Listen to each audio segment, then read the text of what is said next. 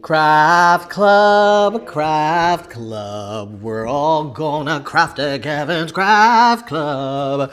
You will craft and I will craft and we'll all craft because it's what Craft Club original ballad version. It's on the B side of the record. Remember records, y'all? So, it's Craft Club. Hello. This is not being filmed first thing in the morning before I ate breakfast. This is being filmed on a Thursday evening where I have given up on the day. It's not too early. It's like 5:30. Come home, showered. I got a boba from my local Vietnamese restaurant. It's a little bit strange tasting, like it's supposed to be watermelon, but it's not fresh watermelon. Like I love a fresh watermelon slush. Do y'all love that? Here in Vancouver, the best of the best. And this is more of like an artificial taste. Also, I tried something called crystal jelly, which is supposedly like boba, but clear. And don't care for it. Not my thing. Hey, first things first, those t-shirts I told you about last week, now selling them. How do I feel about that? Very strange. I will say, when we launched the store, I say we because I wouldn't even call this a partnership. I'm selling it through T Public. It's called T Public. They reached out to me. They were like, hey, do you want to sell t-shirts? We give you a big portion of the portion of the money. Portion of the proceeds. There we go. Big portion of the proceeds. I get like pretty good. It's not like $1 per shirt. It's like basically half of what the shirt costs. And the shirt's not that expensive. Currently, it is on sale. T-shirts are $16. And then it goes to full price starting Monday. And that is $22, which I still think is really cheap for a t-shirt nowadays in this economy. And it's a design that I made, like I did a little sketch of it. I'll actually post it on Instagram. It might be actually on Instagram now. I might post it on the day that I release this video.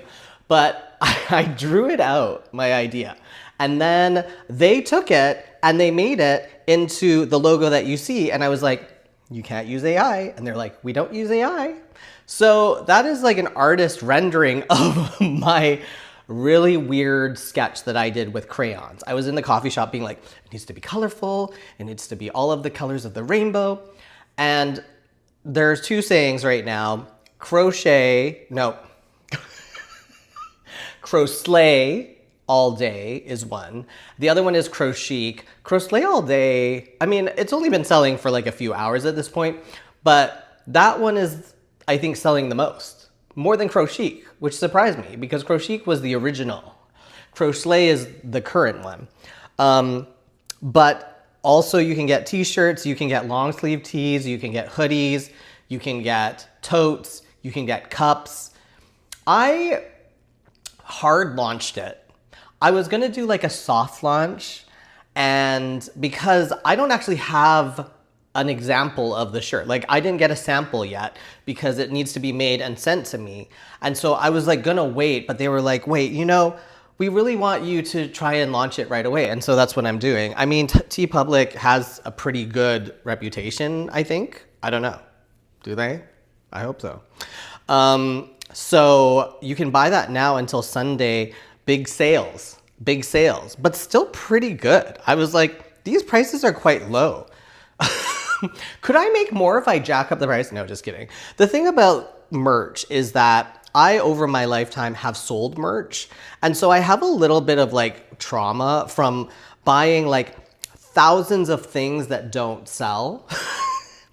Like for instance, I don't know if y'all know this, but I was in a boy band, a failed 90s boy band, and it was called Youth Asylum. And you could probably Google it and see I had blonde hair. It was terrible. And the thing that happened after that was I thought that I was a pop star.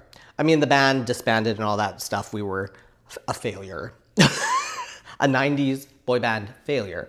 And then there was a time where I was like, well, I'll just go solo. I'll just do it myself. So I produced my own album, or I paid to a producer to produce my album. It was all my songwriting. And then I made CDs, and I made about like 1,000 because it's cheaper to buy more, right? And then no one bought them because, who am I? Who was I back then? There was no social media back then. There was no way to sell it. I used to go around Toronto and like try and play gigs, but they were all bringers. So if I wasn't able to sell out the place, then the place wouldn't have me back, or they would be like a little weird about having me back. But I had like 10 or like 1,000 CDs that I never sold that I think are still in my mother's basement. Like, because she's a pack rat, she doesn't get rid of things. So it's somewhere there. And I had a bunch of them too that I eventually just cut up, because what do you do with them, right? Do you just throw them away in the package? Like, I don't know, for my dreams, for the karma of the world that I had tried to create with my music, I was like, I cannot just throw this out. I cannot just throw this out like in the packaging, like failure. So anyway, now I have a bunch of them in my mom's basement still. And what else did I make? I also made t-shirts during that time, and I made rock pins, and they also did not sell. And so I have hundreds of them, and I used to give them out for free once I started doing like stand-up comedy and like doing the college circuit, etc. And then, yeah, it was just like nobody wanted them, so I would just give them for free. So then when TeePublic asked me if I wanted to make t-shirts, I was like, oh, do I? But this is a print on demand, so basically you can choose that design, the two designs that I have. You can go and look at other designs maybe on that website, and like then you can put it on anything. So they print it when you buy it, which I think is really good and not as wasteful as what I did with just 1,000 CDs with my face on it in the garbage, like floating in the middle of the ocean. Do you think CDs float? Anyway, I feel weird about it, but I'm also like, the thing about it is the design is something that you can wear. I'm not even trying to sell this right now, but I'm trying to rationalize it to myself. Like, this is a design that you can wear that is identifiable to me, but it's not like my face or anything like that. And I think that was the problem before, because would you wear a t-shirt that said Kevin Yee? And everyone would be like, who's Kevin Yee? And they would be right to ask you. So anyway, t-shirts, the totes look really cute. Again, I don't have a sample of any of it yet, but they were like, can you start selling it and then just have it on sale for the first weekend? I was like, sure. Listen, hard launch. I gotta pay my bills because the corporations, they're all falling apart. The world is falling apart. This has been a weird week, hasn't it? It's been a tough week. Even today, I was feeling weird because I'm making this movie on my iPhone, as a lot of you know, and I rented a space off of like an Airbnb type situation, except it's for like filming. And I rented it for a few hours, and I get there and no one picks up the phone. No one picks up the buzzer. I'm standing outside going like, oh my God, I'm being scammed. Was I scammed? Is this a scam? And I had to call, the company and all that stuff to be like, just make sure I get a refund because I don't want to be scammed. Like, this movie already cost me so much money. I'm really struggling right now, and I really cannot afford to have paid for this space and not get what I paid for. And luckily, it wasn't a scam. The person just had their phone on airplane mode, and by the time they got back to me, it was like 45 minutes into the 2-hour booking, and I had left. I had called the company to be like, I don't know if this is happening, so I'm just gonna leave, but I want to make sure that I get whatever proof you need so that I can get a refund. And the person was very apologetic, and then offered me some space this weekend. Which is good. So I'm going to continue doing that. But it felt weird being scammed. And as at the moment, I was like, yeah, of course I'd be scammed. It's 2025. This is where we are. I mean, very sad news here. And people, like, the thing about it is I didn't want to make it about myself, but people were reaching out because we had, I don't even know what would you call it. It's not considered a terrorist attack, but it's a mass murder here in Vancouver at this festival called Lapu Lapu Day. And I did actually go early in the day. That's why I think, well, I don't know. I like to go to these things, so I think people were wondering if I was there, and I was in the morning. And what is weird, like it's hard because I don't want to make it about myself, and I don't want to overstep or anything like that, because it's a huge tragedy here in Vancouver. But what is sad about this too is that they had expanded this year, and so the whole section where the car speeding into people happened, I don't believe was there last year. Like, that was the expansion, that street. And even if it was there, they had switched things around, so the majority of people were actually on the other side, like 5 blocks down the other way last year, because the main stage was like the other way. And this year, because they had expanded, they were by that street, and it just was really sad. And then I got a text from my brother at 10 at night, because I had told him I was going to go, and he was like, how are you? Are you okay? Are you home? Like, he was worried, and I was like, yeah, I'm like home. Like, I'm eating Cheetos. What's up? And he's like, there was just a huge mass casualty. And I was like, listen, we're in crazy times. And, my condolences to everyone, because I don't know what to say, because it's also hard because I'm not religious at all. So it's like, I I don't like to say thoughts and prayers. I think that's oversaid, but it's like, I just wish these things didn't happen, but we are not in a sane time.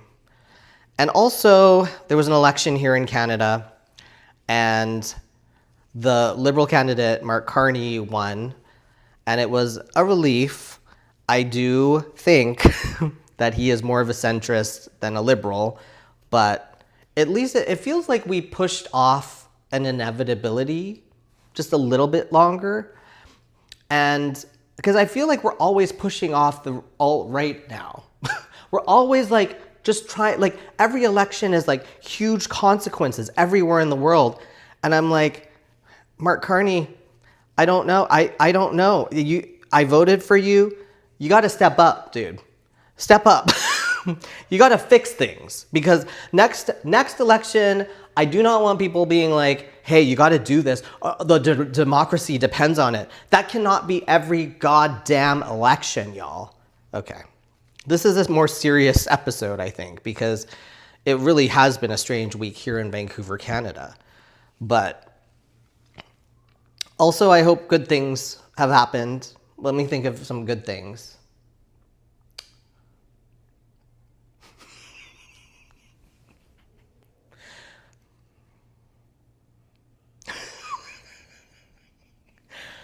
Did anything... See, this is my therapist is like, if you only see the bad in the world, you'll only see the bad. And I'm like, I really literally cannot think of, I treat myself a lot. I have this boba situation. Is that a positive thing? Well, the t-shirts are exciting, I will say. As nervous as I am about them, I am like, okay, listen, t-shirts. Potential income. I like the design. I'm really excited about the design. I approved it. So I'm like, this is a good thing. And I'm making this lovely new sweater. What are y'all making? How was your week? Was it chaotic too? If it was, that's just life.